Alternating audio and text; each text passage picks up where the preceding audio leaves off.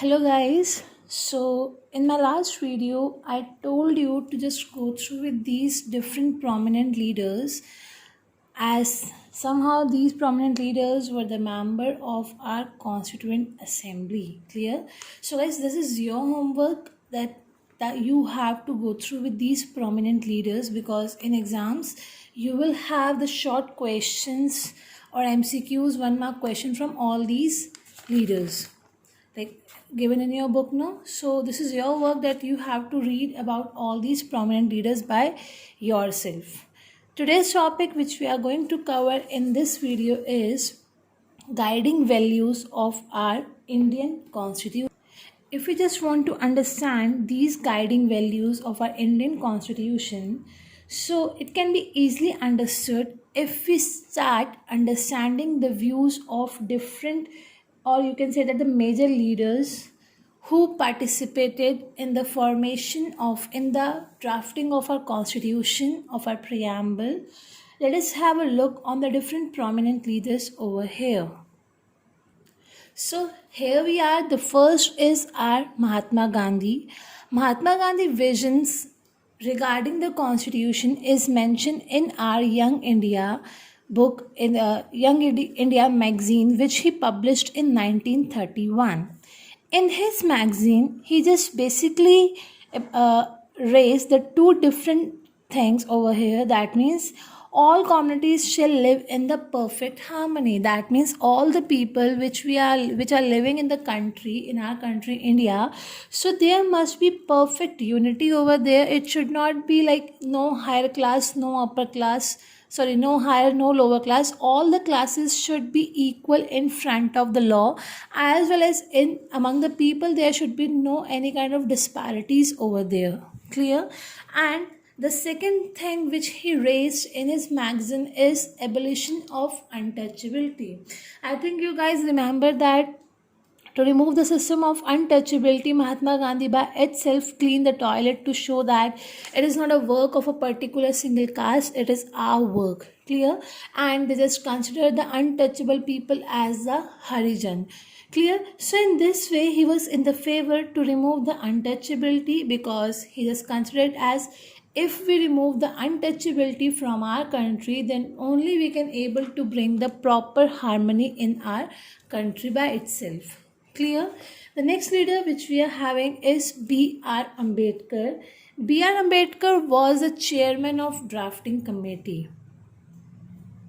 He was a chairman of drafting committee, as well as he was in the favor of reservations, and he was in the favor of a reservation so that we can able to remove inequality from our country, because earlier the weaker sections of the society were not having any kind of right regarding the educations, regarding the jobs, or to move here and there in a free manner. Clear? So that's why B.R. Ambedkar introduced this reservation policies, so that weaker section of the society can also able to get the opportunity to get education, as well as to get a proper jobs according to their capabilities over there.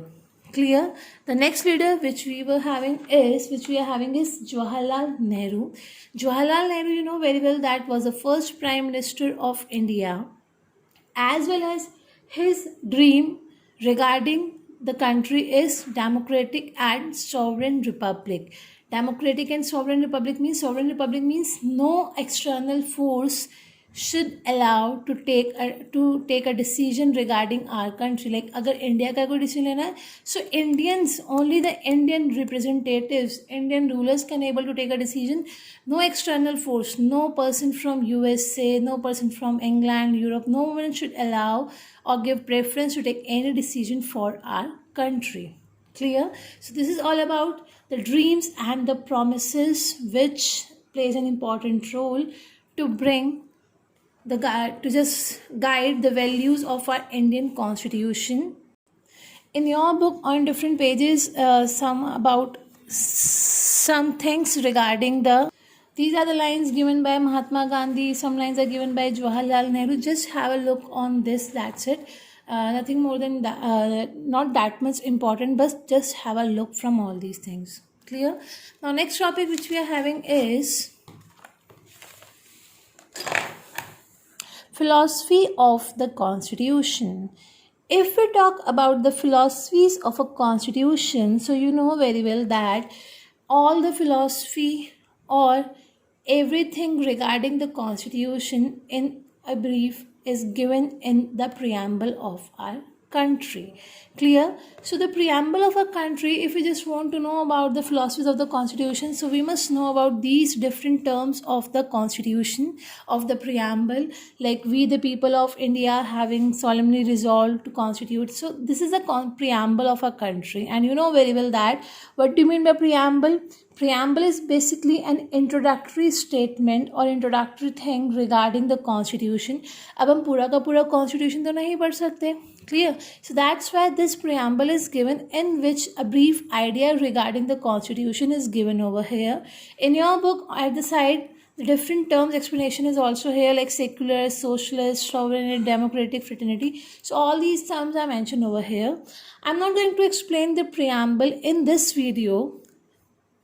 I will send you one more link, or in the detail you can find a link regarding the preamble. Just go through with those videos. That is all about the preamble only. Clear? Now, last topic of this chapter is, now if we talk about the constitution is not about only the philosophies, about some values over there. Basically, the constitution includes some institutional arrangements, and institutional arrangement means the powers, division of powers, who is having how much right. So all these things are mentioned in our constitutions, and all the arrangement of all these things is known as our institutional arrangements. Clear? This institutional design means, or arrangement means, that formal rules, all the rules and regulations which are formally set up by and which are legal as well as working according to the proper rules and regulations is our institutional designs. Institutional designs consist of time to time changes, because we know very well, if we talk about the constitution, so constitution is not a thing like small papers, few papers booklet over there. It is a very huge kind of book over there, and in this constitutions we are having a number of things mentioned over here. So according to the time, when situations changes, when time changes, so we need some of the changes in that. So the changes which we used to make in our constitution according to day-to-day life or according to the modern era is known as our constitution amendments.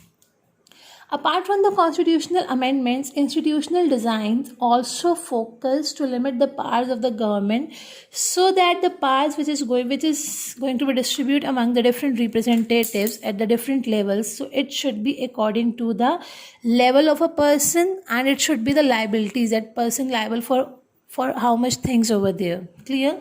The next is separation of powers. As you know very well that in our constitution or in our India, we are having a separation of powers among different levels as well as among different organs. If we talk about the separation of powers among different levels, so levels में हमारे पास powers कैसे distribute है? That means we are having the prime minister, then we are having the chief ministers over there, then we are having the supreme powers country level पे, then हमारे पास state level पे, then we are having local level, after that local level, then we are having that Panchayati Raj system as a municipality system. So it is the separation of powers. Powers अलग अलग level पे अलग अलग बंदों के पास हैं. Executive, judiciary and the legislative, everyone is having the different powers over there. Clear? Apart from separation of powers, institutional designs also focus on the certain fundamental rights. That what should be the fundamental rights provided to the people of our country, as well as it also gives the powers, it also gives the opportunity only to the elected representatives that they can able to rule in our country. No external force should be there to rule in our country. Clear? So this is all about our institutional designs. But one question arises that, according to me, the question arises that what are the reasons that we should accept the constitution of our country? कुछ तो basic चीज़ें ऐसी होनी चाहिए ना, that we should accept the constitution of our country. Here we are few reasons regarding this. The first reason is it expresses a broad consensus. That means the constitution of our India does not show the view of a few peoples over here. When we just talk about the constitution of our country, or when we just talk about the constituent assembly, in that constituent assembly we had a number of people, a large number of political parties, and the people representatives जो हमारे पास constituent assembly के members select हुए थे. All these members were elected by the people of our country only. Clear? So it means that those persons who make the constitution of our country, or the members of constituent assembly, was itself selected by the people of our country by their faith. The next is constituent assembly represented the people of India. Obviously, when we had this constituent assembly, as I told you, proper voting system was there.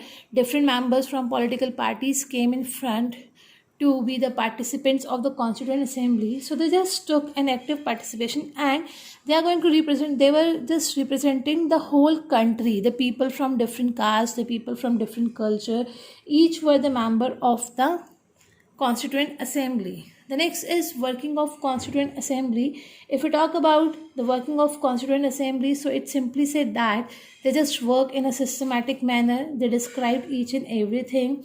Firstly, they describe about the principles of the constitution. Then they just draft a chairman ताकि chairman proper decisions ले सके. Then not even a single meeting. We had several meetings over there. As I told you that approximately 3 years in 3 years they just conducted the meetings different times. The various times they conducted the meeting. Only after that the constitution was declared. So when the constitution of India was drafted, so there was a hard work of the constituent assembly. They look after each and every section of the society. Only after that the constitution of India was framed by the constituent assembly under the chairmanship of Dr. Bhimrao Ambedkar.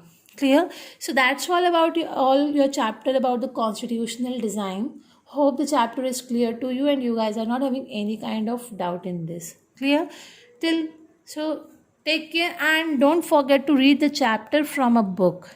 Clear? Just to make the concept 100% clear, you have to go through with the book. Okay? Bye bye guys.